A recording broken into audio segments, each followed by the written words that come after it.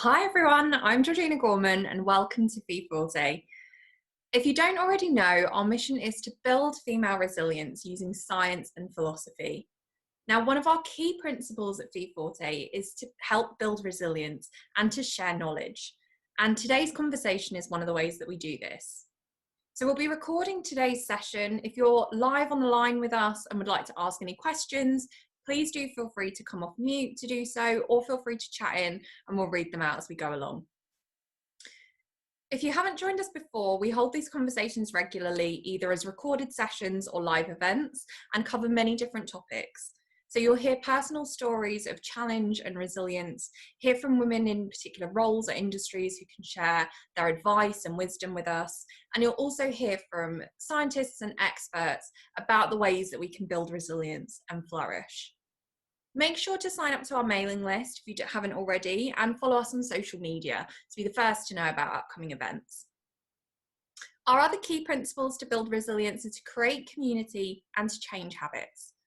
So to create community, we've established a group where women of all backgrounds and walks of life can come together. It's a network where members can support each other, mentor each other, and also learn from everyone. Finally, we build resilience through changing habits. And you'll learn 3 key habits for resilience on any of our training courses. So check out our website if you haven't already to learn more. Without further delay, welcome to today's conversation with co-founder of FeForte, Dr. Jacqui Lehman-Gray. Jacqui is a thought leader on many topics, including gender and resilience, and she was previously managing director at NLI EMEA and previously FVP of D&I at Merrill Lynch, among many other roles. She's a published author, keynote speaker, has a doctorate in executive anxiety. She's a trustee. She's, again, has many different strings to her bow and different experiences that she can talk to us about. But today she's particularly going to share with us her story of how she found resilience in a particularly difficult time. As a warning, we'll be discussing the loss of a baby during today's conversation. So just in case you don't want to hear about that or triggered by that, please be prepared for what's to come. So I'm going to hand over to Jacqui now to tell us her story. Thanks, Georgina. Yeah, it's quite hard to know where to start, but I think one of the things that we talk about on our programs is bouncing back from adversity, and particularly crucibles of experience where you go through really, really dark nights of the soul, as it were. And I guess my biggest one was quite a few years ago now, but it was the loss of my baby as the sort of headline. But what actually happened was I'd inherited 3 little boys when they were very young as stepsons. They were 2, 4, and 6, and I'd taken them on as my own. I'd been a career woman. I've always worked. I studied law, then I was an HRD, then I got into leadership training and D&I, as Georgina mentioned. And I was pretty successfully running my own SME at the time, a niche headhunting business.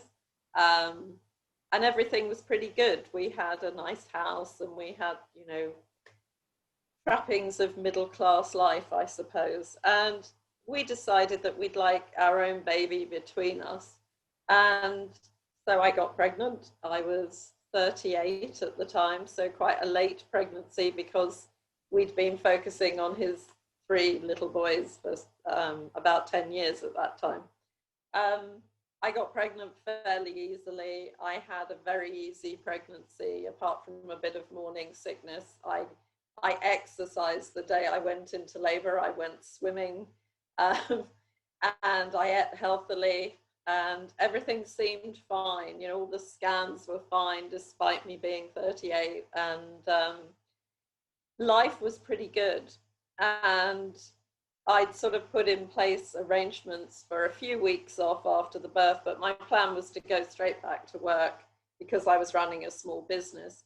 I had a partner, a co-founder of this consultancy, who had been working with me for many years, and he was happy to hold the fort until I could get back.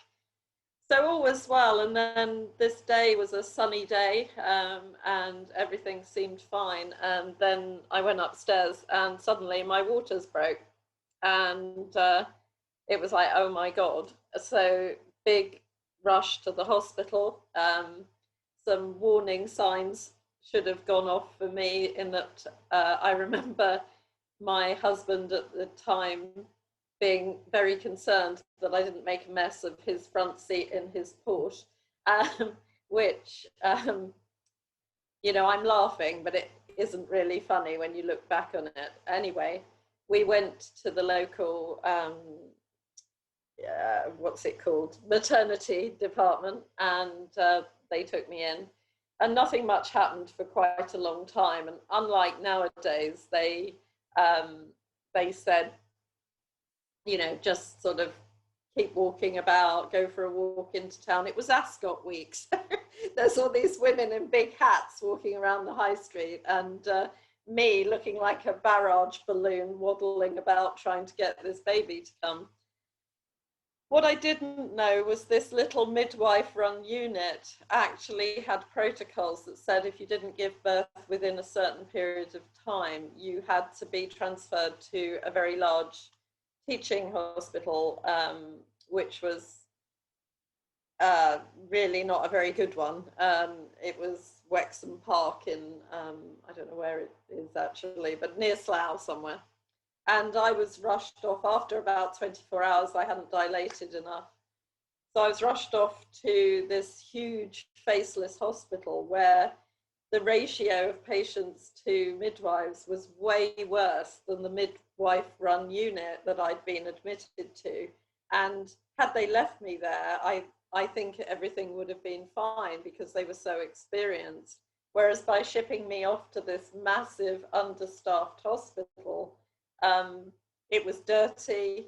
There was no, there were literally sort of beds with blood in them, not cleared up for hours. The toilets were horrible. Hardly anyone came to see me or monitored me, compared to in the midwife-run little unit where it was like all the time there was an experienced older midwife coming to see you, checking on everything. And so it went on. During I think it was the second night, my then husband decided to go home for some sleep because he was tired. And a friend that had been with me when my waters had broken went to get some sleep too. And what actually turned out sometime later, I discovered, was that they were actually having an affair. So my best friend who was with me at the birth and my husband went home to have sex, basically. I didn't know that then. So I was just exhausted. I was quite frightened. It was a very alien, huge maternity unit. I don't know if I should say this, but a lot of the nurses and doctors couldn't speak English, and that was actually quite scary as a woman in labour, not being able to communicate with them and actually know what they were saying to each other. So there was a lot of conversations going on across me who weren't, so I felt very isolated, very excluded. And as you know, we know that you need to communicate better in stressful situations for people to feel included. There were several women that were admitted to the ward after me whose babies went into distress. So they were given cesareans, whereas I wasn't, because my baby's heart was fine, or so they said. I had quite a good midwife. She seemed to have everything in hand. I got moved to the actual delivery ward and everything started to happen. It was going fine until she had to go because her son needed her car and it was really bad luck. And she said, "I'm so sorry to leave you, but you'll be fine. You know, you'll be in good hands. Don't worry about it." She left and then the quality of care diminished rapidly. It was the middle of the night, which apparently is when most things go wrong in the NHS. And my baby's, the heart monitor that was on my baby started to get gaps in it, and nobody was taking any notice of this. I'd had an epidural because by now we were into the 3rd day of labor, and I was exhausted and I couldn't take the pain anymore, even though that wasn't what I wanted. And I had these midwives who just wouldn't call a doctor. They kept turning me so that I could, because I had had an epidural, I couldn't move myself. And they seemed quite afraid to call a doctor. My ex-husband at the time saw the doctor on duty sitting with her feet up at one of the stations, seemingly not bothered by anyone, and just dreadful care, really. And the upshot was I was suddenly rushed into the actual labour suite, hoisted up into the stirrups. The baby was forcibly dragged out, and then nobody spoke to me for about 5 minutes. It seemed like eternity. And I'm going, what's happening? Where's my baby? And then someone came over and said, I'm so sorry, he's not made it. And the reason that he died was he was perfectly healthy, full-term baby, but he had the cord around his neck. So had they have given me a cesarean, he would have lived. And then after that, pretty much my life fell to bits. There was like a domino effect through my, a domino effect of I lost my baby, I lost my husband. Because we tried for about 6 months to make things work, but it was all just broken. The weaker I was, the less he liked me. And my business, I had to accept reality that I couldn't work, and my business partner was a lovely guy, but he'd kind of grown up with me. He was a young partner when we started out, and then he could run the business without me. So reality was we made an agreement for me to leave over time. And he's still trading today successfully, thank goodness. And then I lost my house because we couldn't afford, we were splitting up, so we had to sell our house. So it was a pretty bad crucible of experience. I tried all sorts of things, but it really was a long, dark period for me, having been very happy. It just sounds awful. And how did you feel in those first moments when they shared that the baby hadn't made it? I'm guessing that was complete shock. Yeah, it's complete denial. It's like, no, that's not possible. There was this huge physical sense of loss as well as emotional, that you've carried this baby around, and particularly as they get to be almost full term, they're constantly with you, they're constantly moving, so you've kind of already made friends with them, and then suddenly they've gone, but your body doesn't really know that. So your milk comes in and your body wants to feed a baby, and you don't have a baby to feed. I found it quite difficult to hold the baby.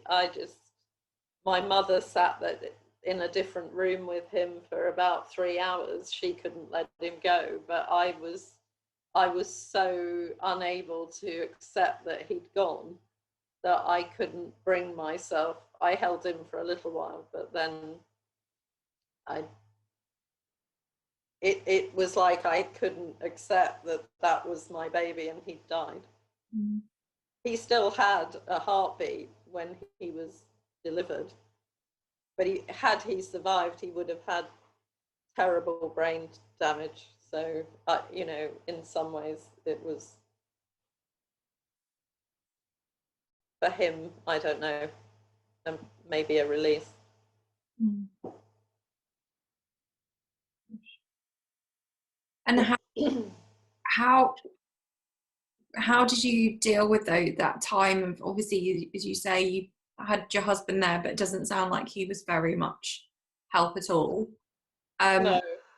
How would how was leaving the hospital, how did you manage those kind of time that came Well, up? I was physically pretty damaged anyway, because I'd gone into labour on a Tuesday and I actually delivered him on Friday morning. So it's a very long time. So I literally was in bed for about a week with both emotional trauma and physical. And the actual delivery had caused quite a lot of damage. So I wasn't in any fit state to do very much. I remember at Harry's funeral, I had to take a rubber ring with me.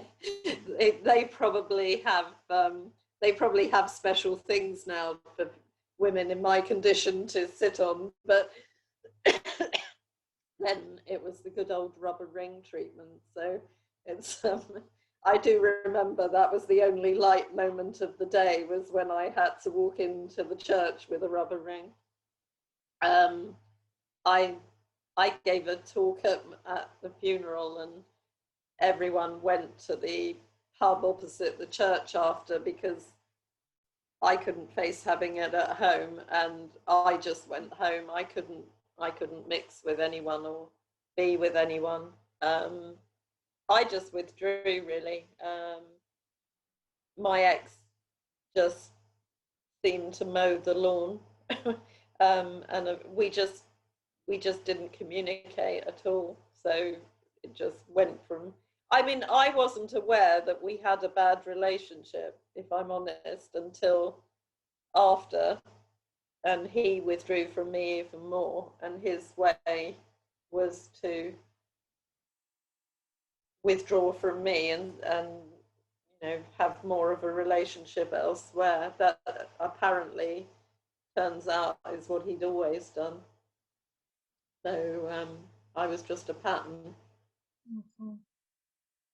So huge feelings of betrayal, really, as well as loss, and just not able to function very well in the world at all. I couldn't work for about 6 months.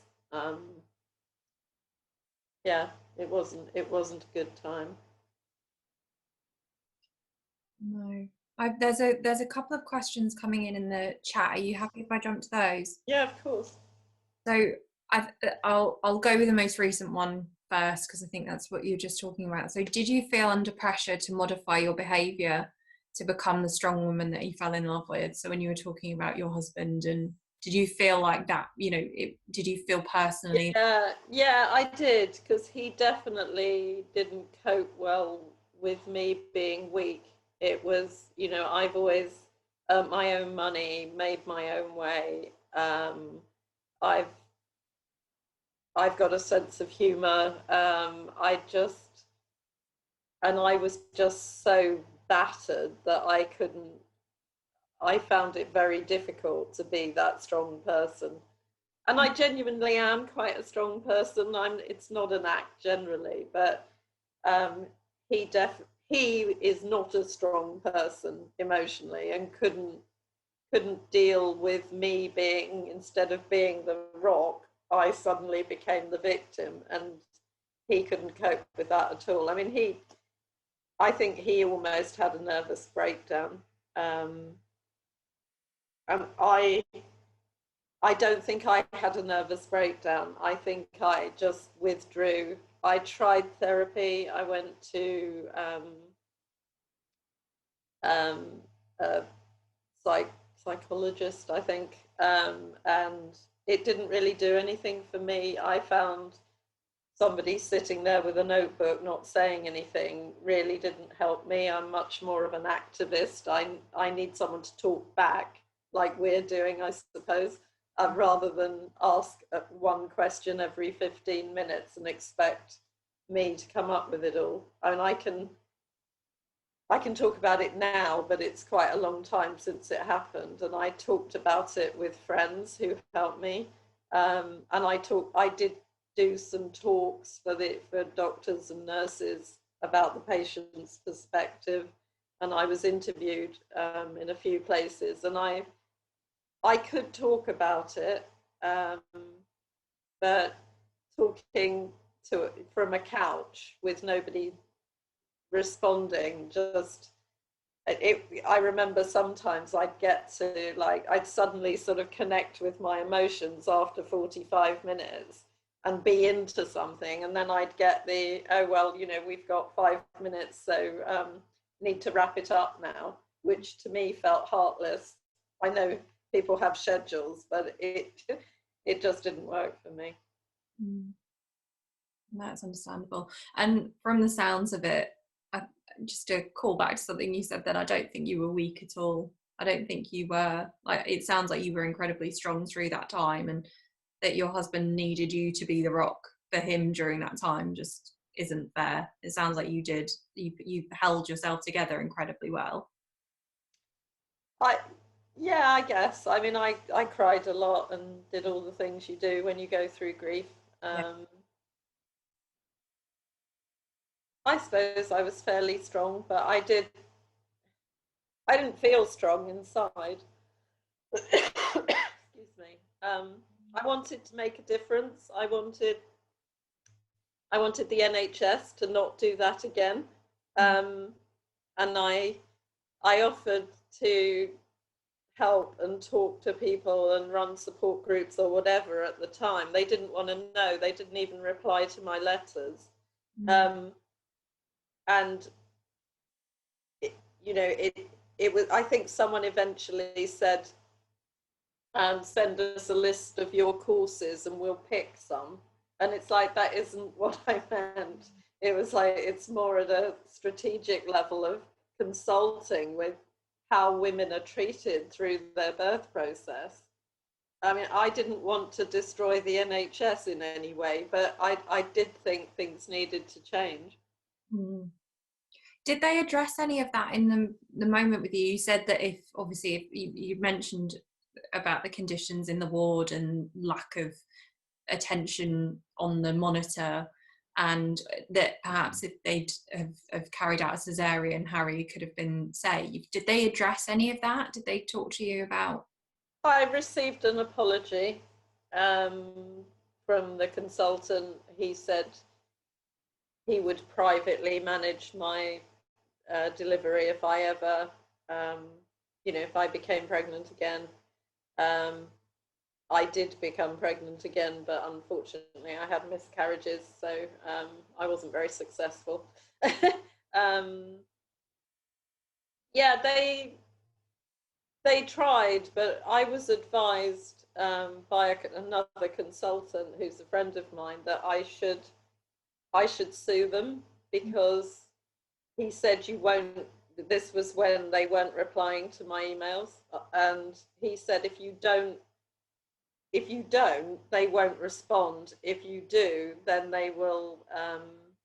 They'll take notice. It's unfortunate, but that there are so many lawsuits now against the NHS, and I did think long and hard about whether I should do that, and that was why I came up with the idea of saying, okay, I'll give you consulting and training to the value of whatever I get, but my main objective was to actually say, this has to change, this isn't okay.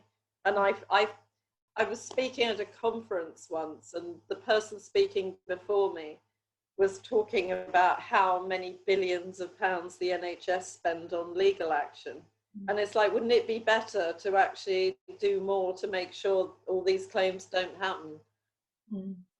But, then I got the response, why don't you send us your shopping list and we'll pick something, which I just found ridiculous.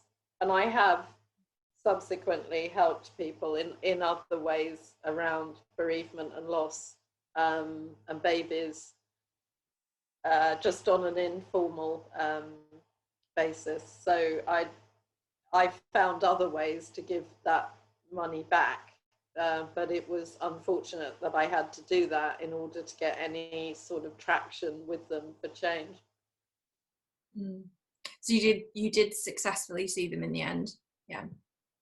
But again, it is such a horrible situation that is the language that they talk, and that's what they hear. But I'm glad that at least there was some resolution in it. They know what had happened and they were aware of it. Yeah. Gosh. Another question coming in. How did you manage your feelings around your stepsons? Oh, I adore my stepsons. They're still my stepsons, and I'm grandma to their kids. And I've subsequently remarried quite recently, actually, and inherited another two. So I now, it's sort of be careful what you wish for, because I now have 5 stepsons, 8 grandchildren, and 3 godchildren. So I 4 godchildren. Sorry, I'm not exactly bereft of children in my life, so, which is nice, which is lovely. But no, they've been, you know, unfortunately their mum died, and I've always been in their lives, really, and they're now, you know, very, very precious, and I still see a lot of them.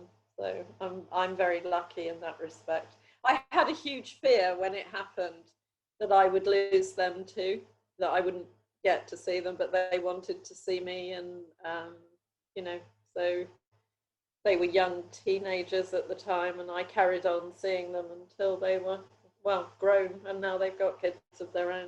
So very lucky in that respect. And you know, for anybody who is listening to this, it was an awful time. And if anyone is feeling that, my heart really genuinely goes out. And there is no cure other than time, which when you're going through it is like, yeah, thanks a lot. That's absolutely useless. And I get that, but it is a bit true. I can still get very upset about it, but I also have moved on. You sort of can choose to move through things and look for you can't in the moment or very early on, but gradually you can start looking at things as opportunities rather than what's wrong in your life, and you meet new people and various things happen, you know, doors open for you, and you just have to step through them. I mean, we've done loads of research on growth mindset and how if you can frame something as a challenge rather than a disaster, it makes a huge difference to how quickly you overcome things. And we know that the social pain lands in the brain as hard as physical pain, but there's a lot more empathy and sympathy for physical pain than there is for social pain, which goes on for a long time. And I know that my ex-husband, you know, he got a lot of sympathy at work straight away, and then everyone expected him to pull himself together, and he couldn't. So it really is a choice to some degree after the initial period of grief to choose to live again, to choose to say, I'm not going to let this define me, because sometimes bad things happen, and that's your whole life. Nothing else exists. And for the people around you, you just kind of need to pull yourself up and say, I can face life, and I will make choices that rebuild. And I've done that several times. I've had several bereavements, unfortunately, and I know it will get better. I think the first time something bad happens to you, you think, this is it, my life's over, I can never recover, and it truly, truly feels that way. But you really can, over time. Yeah, and I think that what you're saying there is really powerful and helpful to, I think, to anyone that's going through this or potentially going through it. And there's a chat come in just said, I know it will get better is a really strong message to pass on to people going through bereavement. And I think what you were sharing, Jacqui, around like being able to, you mentioned before today's session around talking with people who had been through this, and you mentioned a bit today about helping others that had been through it. I think there's a lot of power in someone saying that, I know it will get better, when they've been through it themselves. I think sometimes if you haven't been through it and you're like, it will get better, that sometimes sounds a little bit like you've got no idea, you know, the reaction, you've got no idea what it feels like. It's not going to get better. No, and you get quite angry. Yeah. Excuse me. I remember a lot of people saying, never mind, you can have another baby. And it's like, I don't want another baby. I want that one. And it's like, you have carried it to full term. You've felt it move. You've made friends with it. You've fallen in love with it. Don't tell me I can have another baby. That, it doesn't help me. I want that one. Yeah. And it's, for, you know, for kind of, okay. Well, just people without any of that experience don't know what it feels like. That is the truth. And I'm not undermining it in any way, because I've had miscarriages and I had a baby die at full-term birth, but they're different. And sometimes someone will say, you know, I lost a baby at 8 weeks. It's still absolute torture and horrible, but it isn't the same as losing one at 36 weeks or 38 weeks, whatever it is. It's different. I'm not saying it's worse, because different people feel things in different ways, but you can't empathize with someone truly unless you've been in those shoes, is my belief. But I might be wrong. Maybe some people can. It didn't help me unless it was someone who'd actually been through it. My friends helped me just by being there and listening to me. And one of my friends was pregnant. She was about 6 months pregnant when I lost Harry. And when she had Anna became ours. They've always shared Anna with me. And she's my goddaughter, and she's lovely. And they didn't understand exactly, but they kind of were pregnant at the same time. And therefore there was a lot of empathy there. And that was helpful. But they really didn't do anything other than be with me and listen when I wanted to talk about it or cry about it.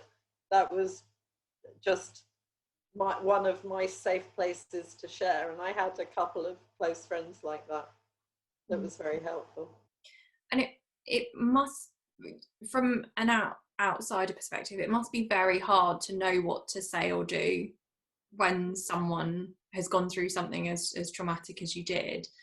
You know, I can imagine if I was in the situation your friend was, where she was, you know, 6 months pregnant, and my friend had just lost her baby, I would be like, I don't want to be happy around, you know, I don't want to show that, I don't want to talk about my pregnancy, because that's kind of rubbing it in. Is there anything that people either said or did or didn't do that was particularly helpful? Was it helpful to talk about it? Was it helpful to not talk about it? What was...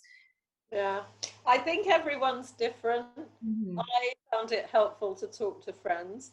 Yeah. When I wanted to.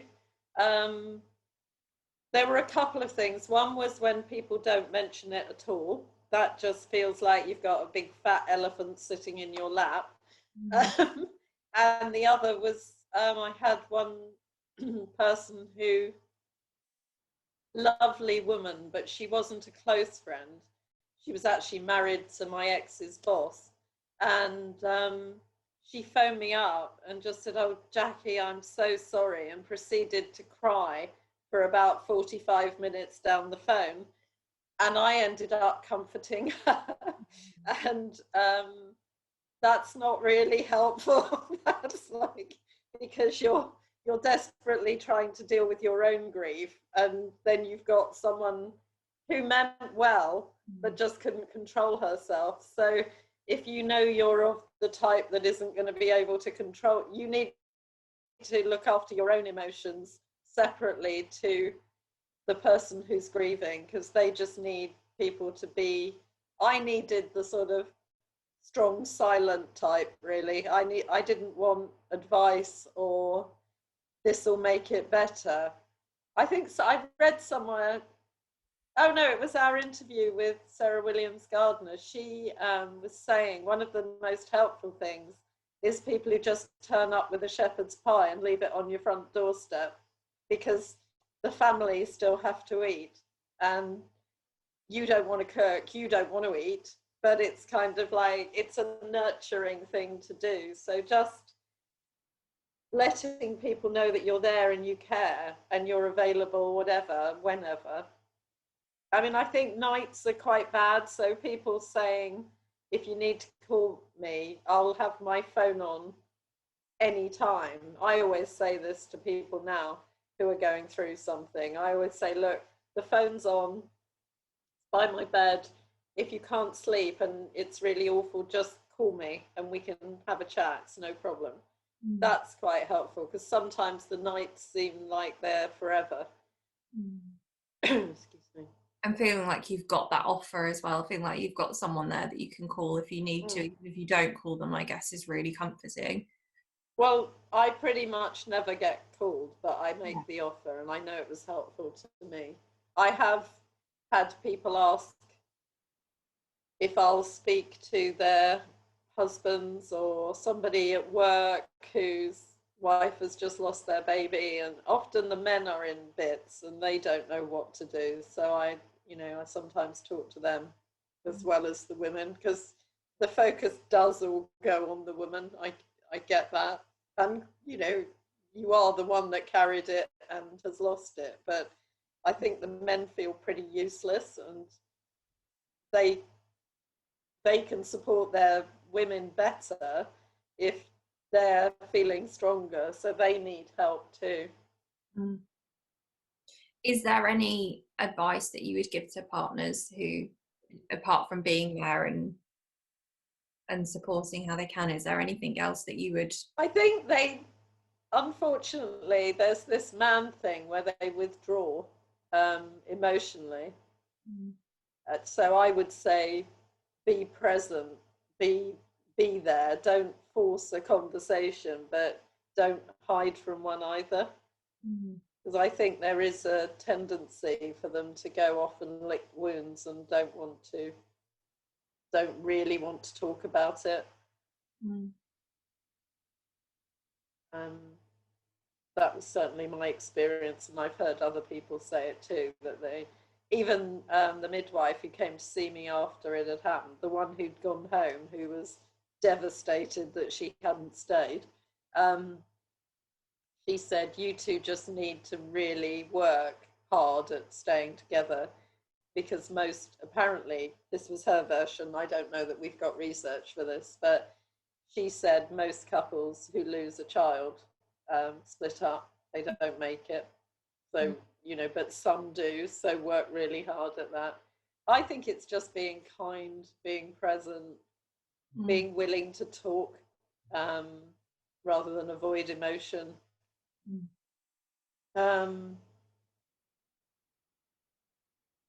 Yeah, it's one of those funny things, things like being brought something, whether it's a plant or flowers or chocolates that you don't eat, although they don't mean anything in the scheme of your grief, they kind of do as well, because they're just somebody trying to tell you that they love you.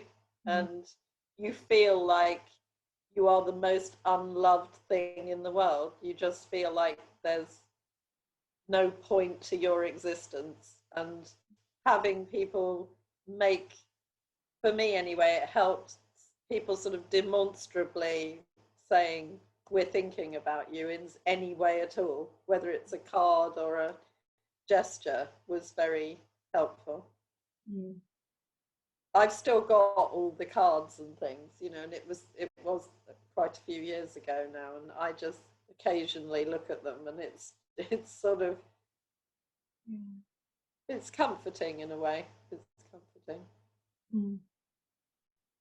No, it's lovely that you had that network and they were there when you needed them the most. Yeah. And it's those little messages that mean the most. Yeah.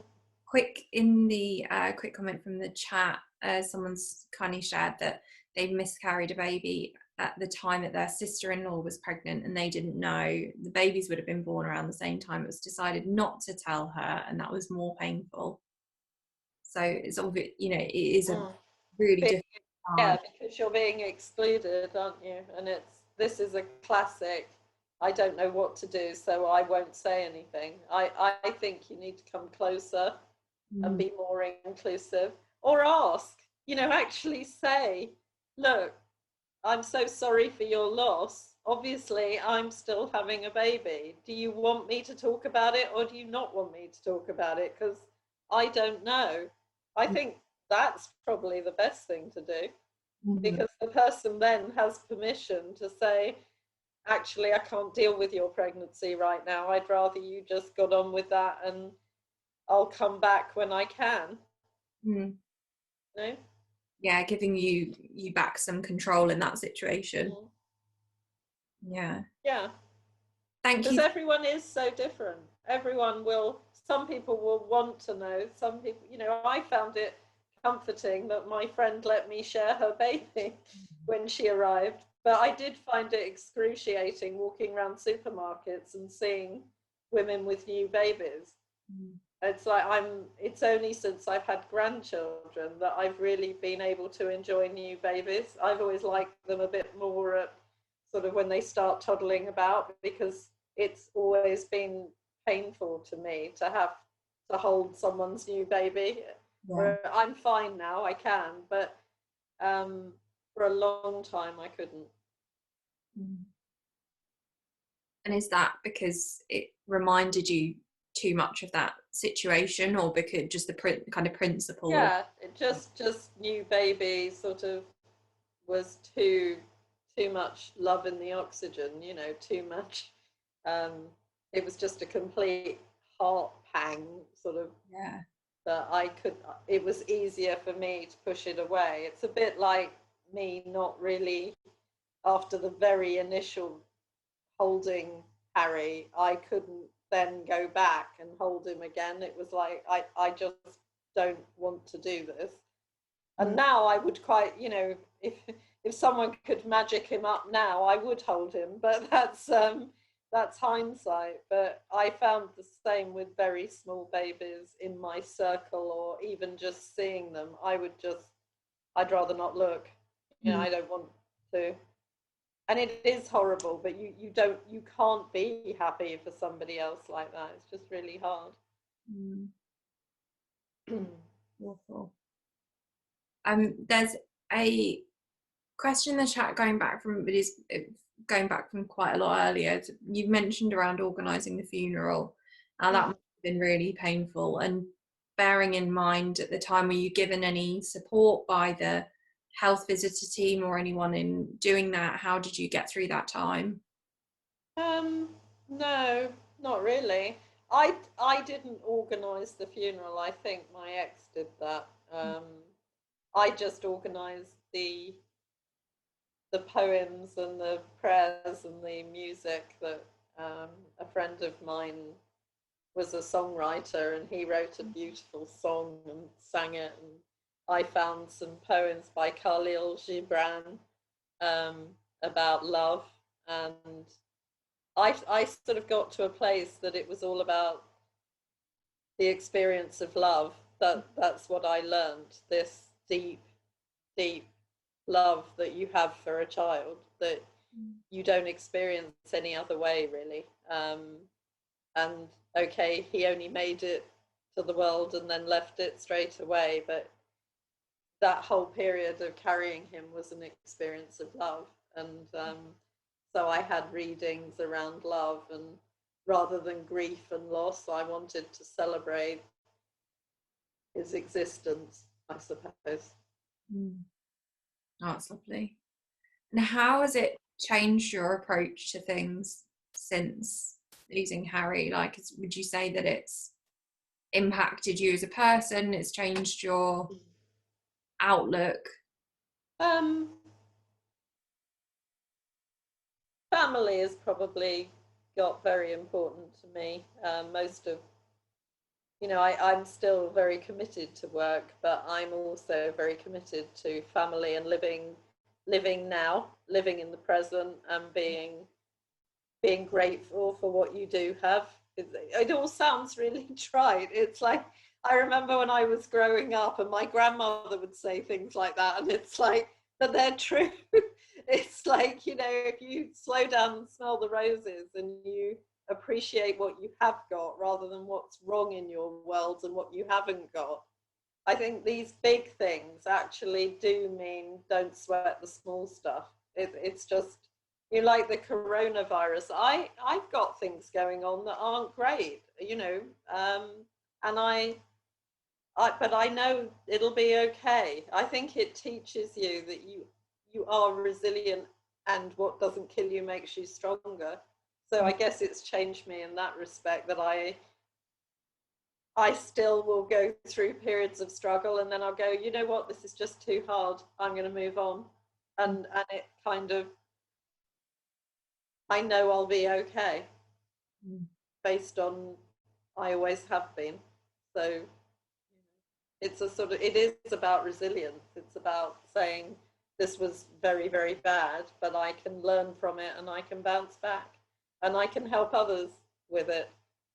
You know, that's part of the reason why we want to do these things in FeForte, that it really is a community where women can help each other. I mean, there are things I can't help with because I don't have those life experiences and that's not who I am. But this happens to be one that I can help with. And, you know, menopause is another one and things like that. It's just, women are a very powerful force for good, I think, in the world, and helping each other, supporting each other is definitely a powerful way to go for changing the world. That's my little project, change the world. Small task. One step at a time. Well, I'm absolutely on board with that as well, as you well know. So we're coming towards the end of the hour. I'm just going to give a minute to see if anyone wants to pop in any other questions in the chat, anything coming up. Jacqui, anything else that you'd like to make sure that people listening take away? No, I guess if anyone wants help and they want to, they want to chat at any point, we'd be happy to, within reason. But it is an important subject, and you do feel very alone and excluded at times. You feel like you're the only one that's going through this, even though logically it's not. It's a massive thing to happen. So yeah, absolutely. Thank you Jacqui. okay. There's nothing else come in the chat, just lots of thank yous, and thank you for telling us your story and appreciating all of that. So thank you everyone that's joined us on the line today, and to anyone listening to the recording, thank you as well for tuning in to us. Just to quickly wrap up, we do hope you found it interesting. It is such an important topic to speak about. We mentioned on social media at the time when we launched this event that some of the stats is just that it's estimated that 1 in 4 women have experienced miscarriage, which, as Jacqui said, was lost the baby before the first 23 weeks. And 8 babies are still born every day in the UK. So it's very much something that affects a lot of women and couples and families. So if you do know someone that's struggling through this and want to know how to support them, take some of the tips from Jacqui, as Jacqui said, ask what they need, rely on that as your guide rather than going full force with what you think may be the best approach, and give them some control of the situation. If you're suffering through this yourself, obviously, if we can help you, we would love to. There are also lots of charities and organisations that can help you, and we'll list that when we where the event is live as well. So to learn more about resilience and thriving through challenge, you can join us on our next training programme. We'd love to meet you. We'd love to see you in the FeForte community. So thank you again for everyone for joining us today. We hope to see you again very soon. And final thank you to Jacqui for sharing your story with us. We really appreciate it. You're welcome. Thank you, everyone. Bye. Bye.